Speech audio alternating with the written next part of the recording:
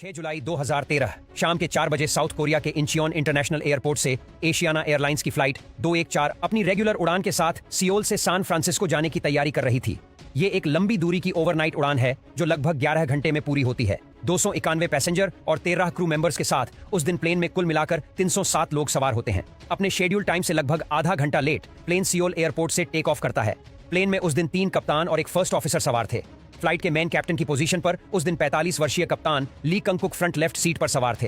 हालांकि कप्तान ली के पास 10,000 घंटे का फ्लाइंग एक्सपीरियंस था, लेकिन इस तरह के बोइंग 777 प्लेन को उड़ाने का उनका एक्सपीरियंस सिर्फ 43 घंटे का ही था।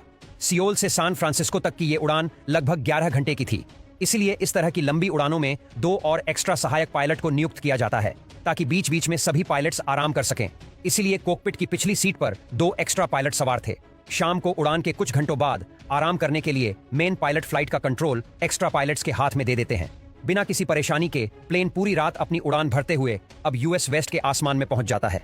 अपनी लैंडिंग टाइम से लगभग 2 घंटे पहले सुबह के लगभग 9 बजे एक्स्ट्रा पायलट्स दोबारा से प्लेन का कंट्रोल ली कंकुक और इंस्ट्रक्टर कैप्टन ली जियांग के हाथ में दे देते हैं और धीरे धीरे Asiana Airlines flights San Francisco International Airport की तरफ बढ़ती है। कुछ जरूरी मेंटेनेंस कारणों की वजह से सैन फ्रांसिस्को इंटरनेशनल एयरपोर्ट के रनवे 28L पर ILS लैंडिंग सिस्टम बंद था और इसलिए ATC ने एशियाना फ्लाइट्स के पायलट को विजुअल लैंडिंग की परमिशन दी थी।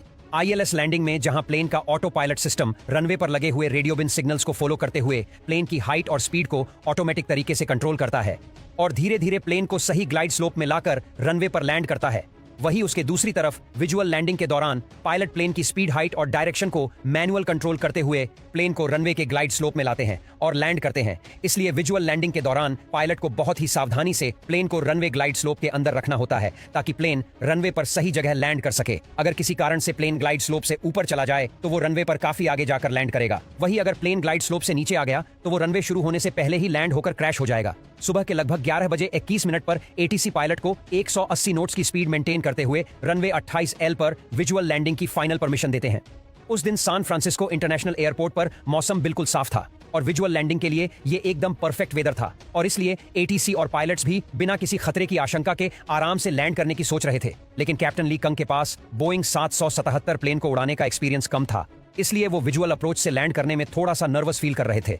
लेकिन ये उनकी टेस्टिंग फ्लाइट थी और उनका इंप्रेशन खराब ना हो, इसलिए उन्होंने ये बात अपने साथ बैठे हुए सीनियर कप्तान को नहीं बताई। और अगर वो ये बात अपने साथ बैठे हुए इंस्ट्रक्टर कैप्टन को बता देते तो शायद इतना बड़ा हादसा नहीं होता। रनवे 28L पर लगी PMPI लाइट को फॉलो करते हुए कप्तान ली कंग प्लेन को रनवे की तरफ ला रहे थे। आमतौर पर रनवे पर लगी हुई 4 PMPI लाइट्स में से 2 लाल और 2 सफेद होती है, तो इसका मतलब होता है कि प्लेन सही ग्लाइडर स्लोप में आ रहा है। लेकिन एशियाना फ्लाइट्स अपने ग्लाइड स्लोप से थोड़ा ऊपर उड़ रहे थे। रनवे से लगभग 11 मील दूर प्लेन अभी भी 3600 फीट की ऊंचाई पर उड़ रहा था और अगले 5 मील में प्लेन को अपनी ऊंचाई आधी से भी ज्यादा कम करके 1800 फीट तक लानी थी। ये देखते हुए कप्तान ली कंग प्लेन की हाइट को बहुत ही तेजी से कम करने लगते हैं और प्लेन की स्पीड को कम करने के लिए कप्तान ली कंग अपने साथ बैठे हुए कप्तान लीजियों को लैंडिंग गियर डाउन करने के लिए कहते हैं ताकि लैंडिंग गियर के ड्रैग फोर्स के कारण प्लेन की स्पीड कम हो जाए और प्लेन तेजी नीचे आ जाए। प्लेन अब नीचे आने लगता है और ऑटो पायलट मोड ऑफ होने के कारण प्लेन की स्पीड बहुत ही तेजी से कम होने लगती है, जिसके कारण प्लेन ग्लाइड्स स्लोप से भी नीचे चला जाता है। रनवे पर लगी हुई 3 PMPI लाइट सफेद और 1 लाइट लाल हो जाती है, जिसका साफ साफ यही मतलब था कि प्लेन अब ग्लाइड्स स्लोप से नीचे आ चुका है। कप्तान के साथ बैठे हुए तीनों पायलट भी अब तक ये समझ चुके थे कि प्लेन की स्पीड और हाइट काफी कम हो चुकी है। रनवे के ठीक सामने समुद्र से 180 फीट ऊपर उड़ रही इस फ्लाइट की स्पीड कम होते होते 118 नोट्स पहुंच जाती है। इतनी कम स्पीड के कारण प्लेन तेजी से स्टॉल मोड में जाने लगता है, जिसके कारण कप्तान की कंट्रोल स्टिक तेजी से वाइब्रेट होने लगती है। ये देखते ही कप्तान तेजी से प्लेन के नोज को ऊपर उठाकर इंजन स्पीड को बढ़ाने की कोशिश करते हैं ताकि प्लेन को दोबारा से ऊपर उठाकर गो अराउंड किया जा सके, लेकिन तब तक बहुत देर हो चुकी थी। समुद्र के ऊपर रगड़ खाते हुए प्लेन रनवे के ठीक सामने बनी सिवोल से टकरा जाता है, जिसके कारण प्लेन का पिछला हिस्सा और लेफ्ट इंजन टूटकर प्लेन से अलग हो जाते हैं।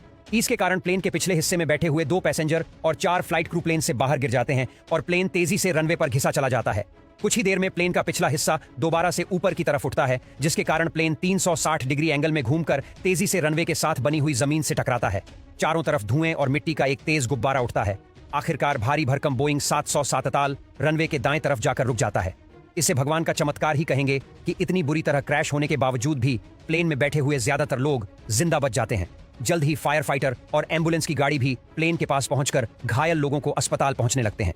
इस दर्दनाक हादसे में 3 पैसेंजर मारे गए और 4 से ज्यादा क्रू मेंबर्स और पैसेंजर को गंभीर चोट आई। रेस्क्यू मिशन पूरा होते ही फ्लाइट डेटा रिकॉर्डर और कॉकपिट वॉइस रिकॉर्डर को बरामद करके तुरंत हादसे की जांच शुरू कर दी गई और इस हादसे के लिए पायलट को ही जिम्मेदार माना गया। अगर कॉकपिट बैठे सभी पायलट समय रहते सही तरीके से कम्युनिकेट करके हालात के अनुसार डिसीजन लेते तो इस हादसे को टाला जा सकता था।